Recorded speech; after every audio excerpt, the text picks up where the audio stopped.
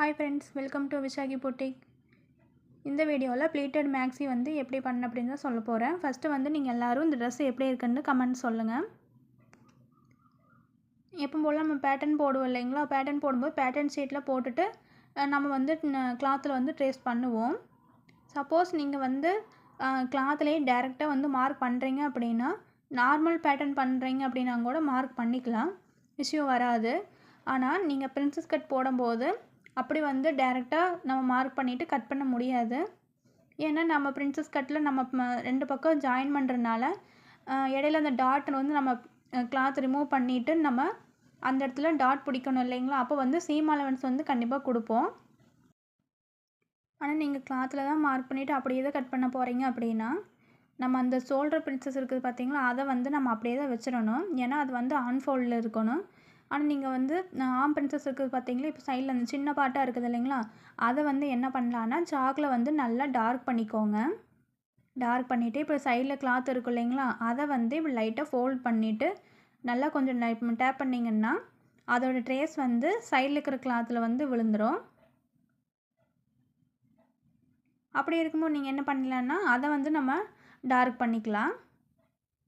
இப்போ இதோட ட்ரேசிங் இந்த பக்கம் வந்துருச்சு இல்லைங்களா, அந்த பிங்க் கலர் இருக்கிறதா ட்ரேசிங்கு.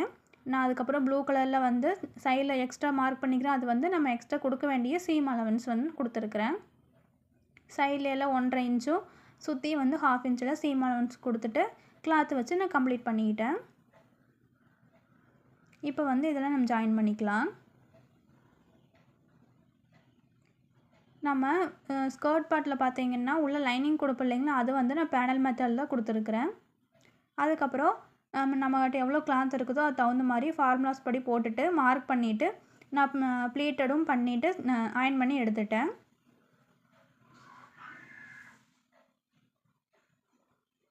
ஃபுல்லும் நம்ம கண்டிப்பாக நம்ம ஃபார்முலா படி போடும்போது வந்து எக்ஸ்ட்ரா கிளாத்தெல்லாம் எதுவும் வராது. ஏன்னா நம்ம இருக்கிற கிளாத்துக்கும் அப்படியே தான் ஃபார்முலா படி போட்டு தான் நம்ம ப்ளீட் பண்ண போகிறோம். அதனால் கண்டிப்பாக எல்லா ப்ளீட்டுமே வந்து ஈவனாக கிடைக்கும். அவ்வளோதான், ஃபுல்லும் நம்ம கம்ப்ளீட் பண்ணியாச்சு.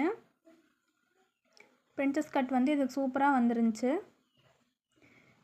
இது பார்த்திங்கன்னா பேக் பார்ட்டு தான். பேக்கில் வந்து நார்மல் யூ தான் கொடுத்துட்டு அங்கே வந்து நான் நாட் பண்ணியிருந்தேன். நாட்டில் எண்டில் பார்த்திங்கன்னா 3 டேசலும் கொடுத்துருந்தேன்.